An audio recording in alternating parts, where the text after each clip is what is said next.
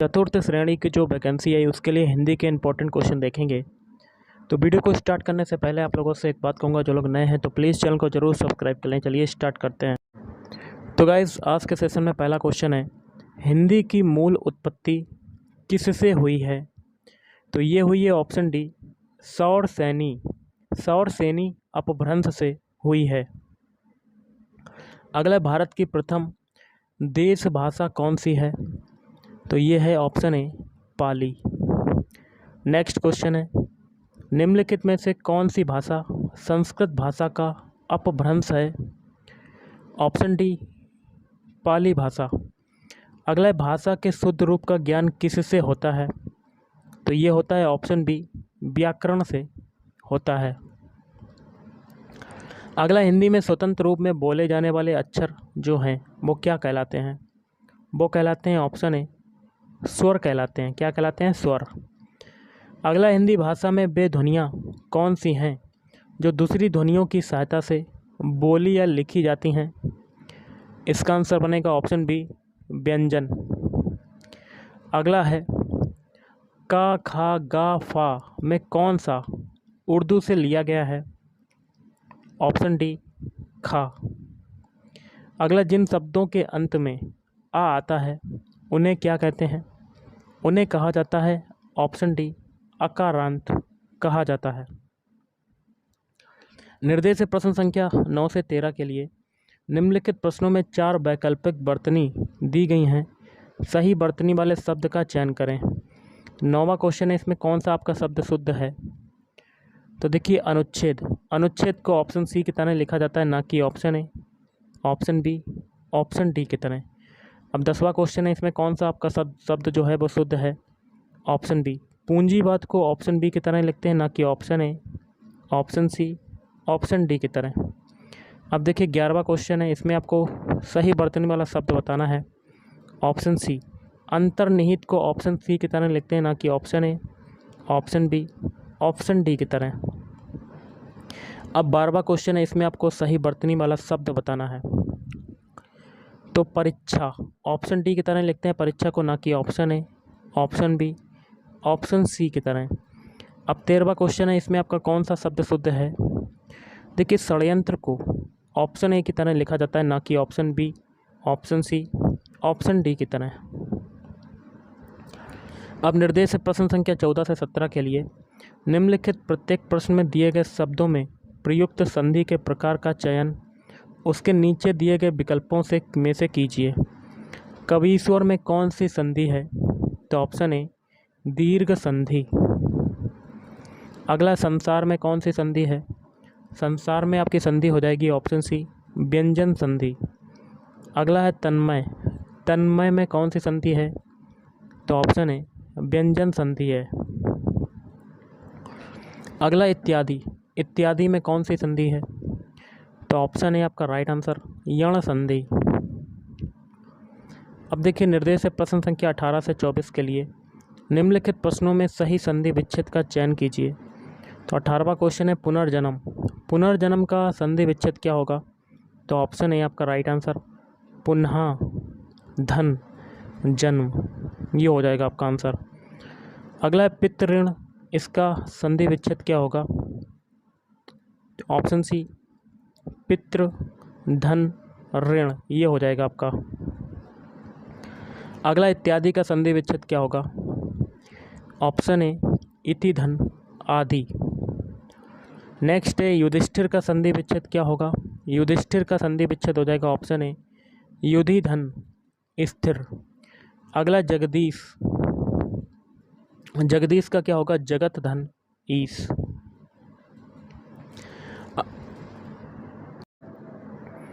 अगला है, कनकटा का संधि विच्छेद क्या होगा? तो ऑप्शन बी, कान धन कटा। रामायण का संधि विच्छेद क्या होगा? तो ऑप्शन सी, राम धन आयन। ओके। निर्देश प्रश्न संख्या 25 से 28 के लिए निम्नलिखित प्रत्येक प्रश्न के लिए उसके नीचे दिए गए विकल्पों में से उपयुक्त समास छांटिए। तो दशानन में कौन सा समास है? दशानन में समास हो जाएगा ऑप्शन बी, बहुब्रीहि समास। अगला रोग पीड़ित, रोग से पीड़ित, तो इसमें कौन सा समास होगा? ऑप्शन डी तत्पुरुष समास। अगला है प्रतिमान। प्रतिमान में देखिए प्रति उपसर्ग आ रहा है आपका, तो जिसमें उपसर्ग यूज होता है तो उसमें कौन सा समास होता है? ऑप्शन बी अव्ययी भाव समास। अगला है वीर पुरुष, इसमें कौन सा समास है? ऑप्शन बी तत्पुरुष समास। अगला है निर्देश है प्रश्न संख्या 29 से 33 के लिए। नीचे लिखे प्रत्येक वर्ग में दिए गए विकल्पों में से तत्सम शब्द का चयन करें। तत्सम शब्द मतलब संस्कृत का शब्द। तो 29वां क्वेश्चन है, इसमें संस्कृत का शब्द कौन सा है? तो ऑप्शन बी चंद्रमा। अब 30वां क्वेश्चन है, इसमें तत्सम शब्द कौन सा है? विवाह। 31वां है, इसमें तत्सम शब्द कौन सा है? ऑप्शन सी ओज। 32वां है, इसमें आपका तत्सम शब्द कौन सा है? तो ऑप्शन सी निर्मम। अगला क्वेश्चन देख रहे हैं 33वां, इसमें आपका तत्सम शब्द बताना है, तो इसमें कौन सा है? तो देखिए इसमें तत्सम शब्द हो जाएगा ऑप्शन ए सुमन। नेक्स्ट है क्वेश्चन, निर्देश है प्रश्न संख्या 34 से 38 तक। नीचे लिखे प्रत्येक वर्ग में दिए गए विकल्पों में से तद्भव शब्द का चयन कीजिए। तद्भव मतलब जो संस्कृत का शब्द ना हो। तो 34वें क्वेश्चन में तद्भव शब्द कौन सा है आप चेक कर सकते हैं। तो आपका हो जाएगा कान, बाकी के 3 ऑप्शन आपके कट हो जाएंगे। अब देखिए 35वां क्वेश्चन, इसमें तत्सम शब्द इसमें तद्भव शब्द बताना है। तो पीड़ा आपका राइट आंसर, बाकी के 3 ऑप्शन आपके कट हो जाएंगे। 36वां है, इसमें आपको तद्भव शब्द बताना है, तो अंधेरा, बाकी के 3 ऑप्शन आपके कट हो जाएंगे। 37वें क्वेश्चन में तद्भव शब्द बेत, बाकी के 3 ऑप्शन आपके कट हो जाएंगे। 38वें क्वेश्चन में कौन सा आपका तद्भव शब्द है? तो ऑप्शन बी तमंचा, बाकी के 3 ऑप्शन जो हैं आपके कट हो जाएंगे। अगला है परंपरा से एक निश्चित अर्थ में प्रयुक्त होने वाले शब्द क्या कहलाते हैं? ऑप्शन ए योग ऋण कहलाते हैं। क्या कहलाते हैं? योग ऋण। अगला है निर्देश है प्रश्न संख्या 40 से 44 के लिए। निम्नलिखित प्रत्येक 4 विकल्पों में से असंगत शब्द चिन्हित कीजिए। मतलब 3 ऑप्शन आपके सेम होंगे कहीं ना कहीं और एक अलग होगा, बेमेल आपको बताना है। 40वें में आपका असंगत कौन सा है? तो आधी। बाकी के 3 ऑप्शन का संबंध एक ही होता है, शारीरिक, दैहिक, मानसिक। इन तीनों का मतलब लगभग एक ही होता है। 41 में आपका कौन सा बेमेल है? तो घर। बाकी के 3 ऑप्शन प्रियजन, परिवार और बच्चे, ये तीनों एक ही श्रेणी में आ जाएंगे। 42वें में बेमेल कौन सा है? मस्तक। और बाकी जैसे कि सिर, शीश और शीर्ष, ये तीनों का मतलब एक ही होता है। 43 में कौन सा होगा बेमेल? तो नेत्र। बाकी के 3 जैसे निगाह, दृष्टि, नज़र, इन तीनों का मतलब एक ही होता है। 44वें में आपको बताना है बेमेल समस्या, जटिलता, कठिनाई, इन तीनों का मतलब एक ही होता है, लेकिन खेद आपकी अलग चीज़ है, तो ये आपका क्या हो जाएगा? बेमेल हो जाएगा। निर्देश है प्रश्न संख्या 45 से 49 के लिए। निम्नलिखित शब्दों के उपयुक्त पर्यायवाची छांटिए। स्वर्ग का पर्यायवाची क्या होता है? तो ऑप्शन डी घौ। कुबेर का पर्यायवाची क्या होता है? तो ऑप्शन सी धनाधिप। रात्रि का पर्यायवाची क्या होता है? ऑप्शन डी विभावरी। भागीरथी का क्या होता है पर्यायवाची? तो ऑप्शन बी गंगा। विद्युत का पर्यायवाची? ऑप्शन बी दामिनी। निर्देश है प्रश्न संख्या 50 से 56 के लिए। निम्नलिखित शब्दों के लिए दिए गए विकल्पों में से सही विलोम शब्द छांटिए। सामंजस्य का विलोम शब्द क्या होगा? तो ऑप्शन ए विवाद। ओजस्वी का विलोम शब्द? निस्तेज। पराक्रम का विलोम शब्द क्या होगा? तो ऑप्शन ए भीरुता। हर्ष का विलोम शब्द क्या होगा? विषाद। अगला है क्रोध का विलोम शब्द क्या होगा? कृपा। उत्तेजित का विलोम शब्द शांत। रंक का विलोम शब्द क्या होगा? धनवान। अब निर्देश है प्रश्न संख्या 57 से 63 के लिए निम्नलिखित वाक्यों के लिए दिए गए विकल्पों में से उचित पद छांटिए। क्वेश्चन है वह बालक जिसे गोद लिया गया हो उसको क्या कहेंगे? दत्तक। अगला जिसको प्रसन्न करना कठिन हो उसको क्या कहते हैं? ऑप्शन सी दुराराध्य। अगला पाप करने के बाद स्वयं दंड पाना तो क्या कहलाता है? प्रायश्चित। जिसका इलाज ना हो सके उसको कहेंगे असाध्य। जो धन को व्यर्थ व्यय करता हो उसको क्या कहेंगे? अपव्ययी। जो काम ना करना चाहे उसको क्या कहेंगे? अकर्मण्य। जिसे ना देख सके ना सुन सके ना छू सके वो कहलाएगा अगोचर। अब निर्देश है प्रश्न संख्या 64 से 69 के लिए निम्नलिखित प्रत्येक वाक्य के लिए उसके नीचे दिए गए विकल्पों में से उसके प्रकार को चिन्हित कीजिए। जैसे कि 64वां क्वेश्चन है मजदूर मेहनत करता है किंतु उसके लाभ से वंचित रहता है। ये कौन सा वाक्य है? ऑप्शन सी संयुक्त वाक्य। अगला जिधर धुआं दिखाई दिया सब लोग उधर ही दौड़ पड़े। ये कौन सा वाक्य है? दो वाक्य आपके जुड़े हैं तो मिश्र वाक्य हो जाएगा। मैंने कहा कुछ और उसने सुना कुछ और तो ये कैसा वाक्य है? तो ये हो जाएगा मिश्र वाक्य। अगला है व्यवहार में वह बिल्कुल वैसा ही जैसे उसके पिताजी। यह है आपका वाक्य कैसा है? मिश्र वाक्य। अगला है सत्संग करो सदाचारी बनो। ये कैसा वाक्य है? विधिवाचक। अगला है प्रथम आने की कौन कहे उससे परीक्षा पास भी नहीं की जाती। ये कैसा वाक्य है? संयुक्त वाच्य। निर्देश है प्रश्न संख्या 70 से 74 के लिए निम्नलिखित प्रत्येक वर्ग में दिए गए 4 विकल्पों में से शुद्ध वाक्य का चयन करें। 70वां क्वेश्चन पहला है वह दंड देने योग्य है। यह वाक्य आपका गलत है। वी है वह दंड के योग्य है। ये आपका सही हो जाएगा। बाकी के नीचे वाले 2 ऑप्शन आपके कट।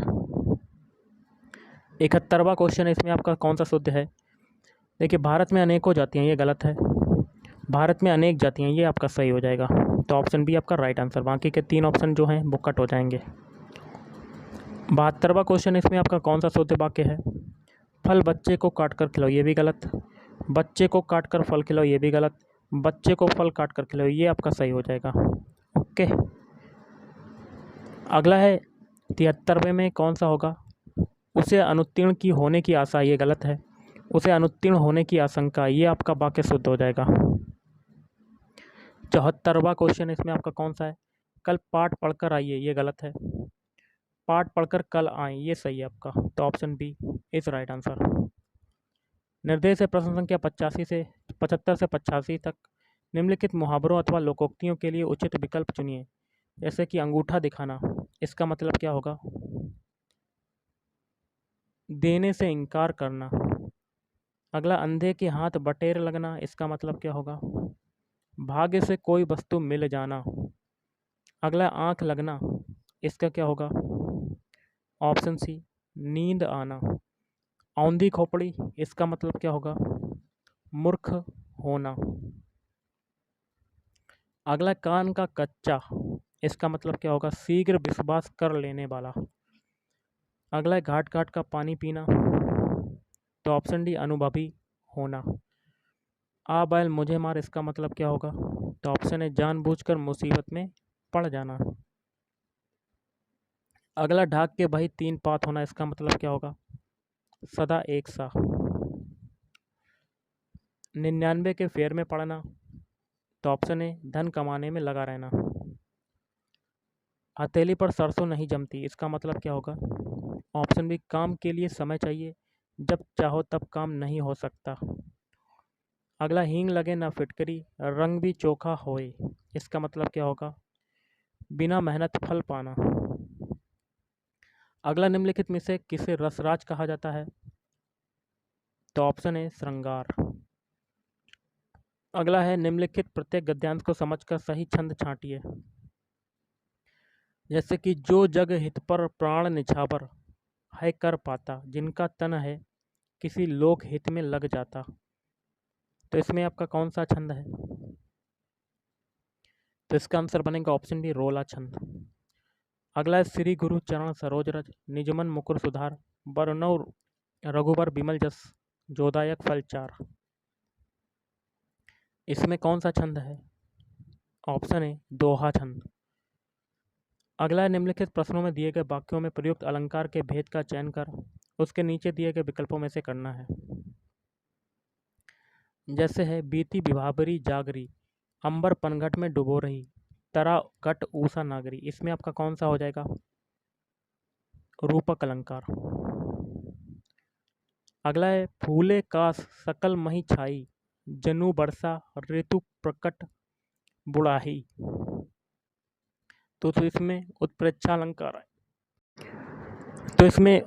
अलंकार है। अगला या मुरलीधर की अधरान धरी अधरान धरोंगी।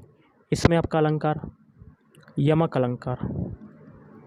निर्देश है प्रश्न संख्या 92 से 100 के लिए निम्नलिखित प्रश्नों में दी गई रचना के रचयिता के नाम का चयन कीजिए और दिए गए 4 विकल्पों में से करना है। जैसे कि गबन किसकी रचना है? तो ऑप्शन सी मुंशी प्रेमचंद। कुरुक्षेत्र ये हो जाएगा रामधारी सिंह दिनकर। चित्रलेखा तो भगवती चरण वर्मा की रचना। यामा किसकी रचना है? तो ऑप्शन बी महादेवी वर्मा। अगला गीतांजलि के रचयिता कौन है? रविन्द्रनाथ टैगोर।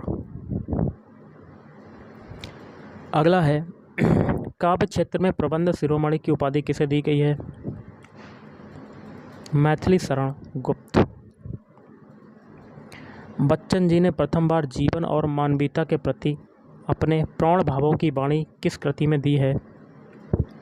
प्रणय पत्रिका। अगला नीचे दिए गए अवतरण के रचयिता के नाम का चयन कीजिए। जाकी रही भावना जैसी प्रभु मूरत देखी तिन तैसी।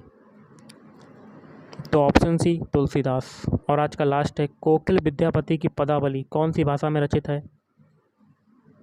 मैथिली। तो गाइस आज के वीडियो में इतना ही। थैंक यू, धन्यवाद।